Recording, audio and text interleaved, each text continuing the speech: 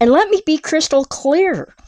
Any highly conservative, fundamentalist Christian sect that adheres strictly to the Bible will inevitably produce the kind of hateful rhetoric that Charlie Kirk so expertly weaponized.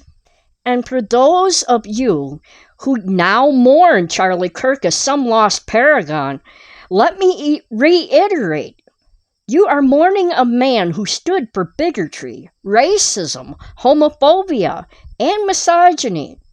You are mourning a man whose words actively harmed and marginalized countless individuals. And the fact that many of you, followers of Trump and the MAGA ideology, are now spewing venom, blaming liberals, blaming anyone who dares to speak truth about Kirk's legacy, while a conservative Republican was the one who pulled the trigger, is not just ironic, it's a predictable and utterly unacceptable manifestation of your own warped worldview. Trump, along with his media echo chamber like Fox News and the legions of MAGA Christian nationalists who parrot their every utterance, have declared Charlie Kirk a great man. They claim everyone lost someone great. If you watch my previous video, or if you bother to look beyond the manufactured narrative, you'll see the truth. Charlie Kirk was not great. He was a homophobic, racist, misogynistic bigot, and the justification for this is always the same. He quoted the Bible. He spoke for Christian values. Well, fine.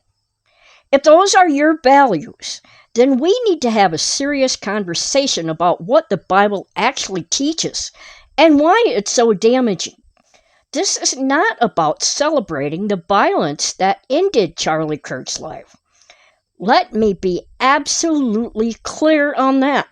I do not condone gun violence, and the idea of assassinations is abhorrent and antithetical to the America I believe in. An America founded on secularism and the freedom to worship or not worship, as one chooses. But we have every right. No. We have a responsibility to expose Charlie Kirk for the man he truly was, and to then witness the uninvited Christians who flood our comment sections, especially what I've seen on other atheist podcasts. Woohoo! Attempting to project, to gaslight, to spread misinformation, claiming we are celebrating his death when we are simply speaking truth to power. It's infuriating. These aren't good Christians standing for American values. They are standing for conservative, MAGA Christian nationalist values. They are not defending American ideals. They are defending a twisted, exclusionary ideology that seeks to dismantle the very fabric of a pluralistic society. They accuse us of celebrating death, when what we are actually doing is attempting to dismantle the very system that produces figures like Kirk.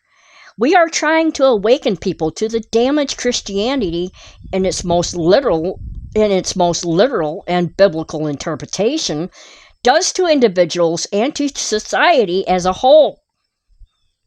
Charlie Kirk embodied a vision of America where only the white, the conservative, the Christian, and the heterosexual were truly welcome. If you deviated from that narrow, suffocating mold, you were deemed less than human. He actively promoted conspiracy theories, and his rhetoric fueled a climate of fear and division. This is not exceptionalism. It is exclusionary bigotry. And this brings me to the issue of free speech. Kirk supporters and Trump himself often tout his free speech rights.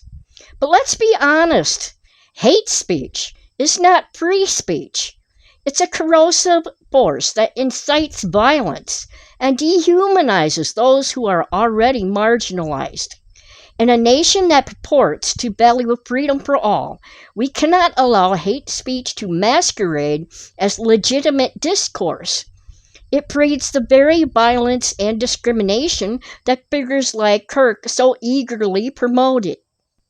So let's look at this. Let's look at the Bible. For many, it's a source of comfort and guidance. For others, like myself, it's a roadmap to a past filled with division and judgment. And for figures like Charlie Kirk, it became a weapon. He weaponized scripture to justify homophobia. He used biblical passages to promote racism. He twisted verses to advocate for misogyny. Take, for example, the pervasive homophobic rhetoric that Kirk so often spewed. He would often cite Leviticus or select verses from the New Testament to condemn LGBTQ plus individuals. He conveniently ignored verses on love and compassion, choosing instead to amplify passages that demonized and ostracized. This is not a nuanced theological interpretation. This is selected scripture managing to fit a pre-existing agenda of hate. And the racism? It's woven throughout the biblical narrative, often presented as divine justification for subjugation. Kirk, with his appeals to traditional values and his implicit and sometimes explicit alignment with white supremacy, tapped into this dangerous undercurrent. He spoke of a Christian nation, a nation that, for many of his followers, meant a nation where certain people were inherently superior. And let's not forget the misogyny. The biblical hierarchy that often places women in subservient roles. Kirk's rhetoric, when he addressed women, often echoed this patriarchal framework. And those of you who know me know I came from a misogynistic household.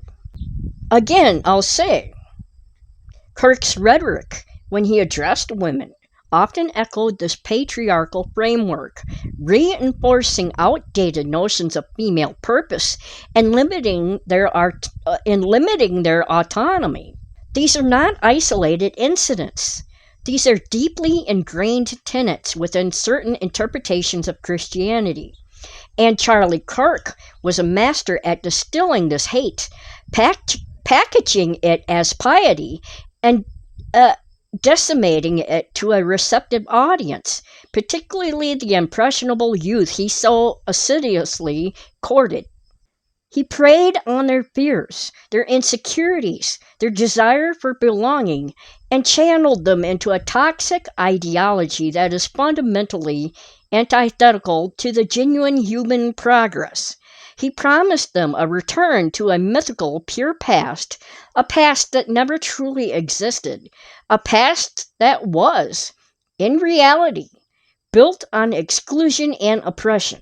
Now, let's talk about gun violence. It's a tragic, recurring nightmare in this country.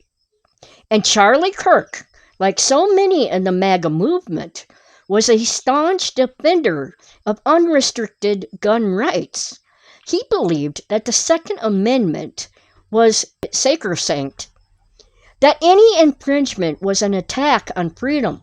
He thought that it was okay to lose a few people to gun violence in order to protect the Second Amendment. He lived by that credo, and ultimately he died by it.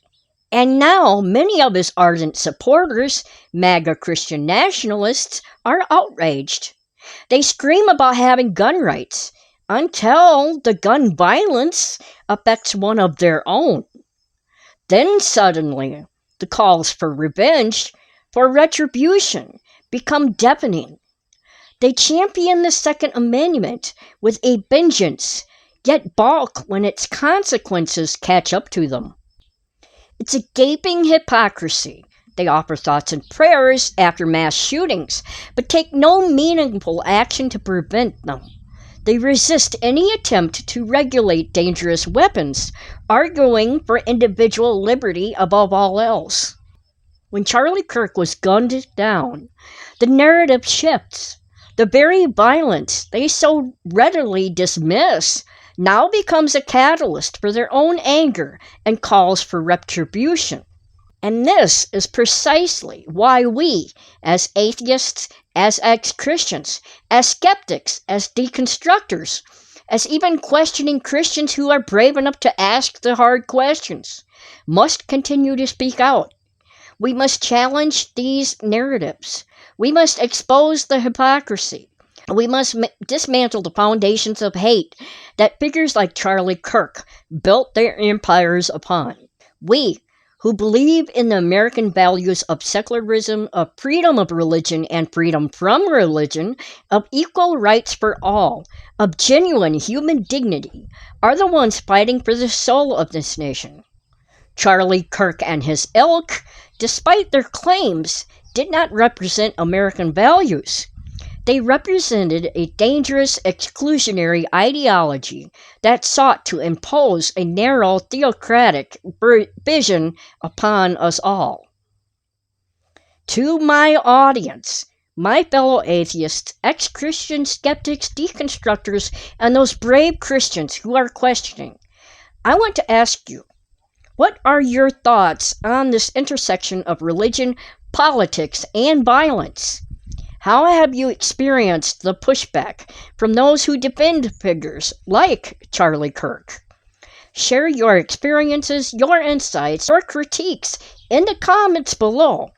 Let's have an honest, open discussion. And to those uninvited guests in the comments, the ones who descend with their proselytizing and their gaslighting and their projecting, know this. We are not celebrating violence. We are exposing the rot. We are advocating for a society free from the bigotry and the hatred that your faith often fuels. We believe in progress, in reason, and in the fundamental worth of every human being. Charlie Kirk was a symptom of a larger problem.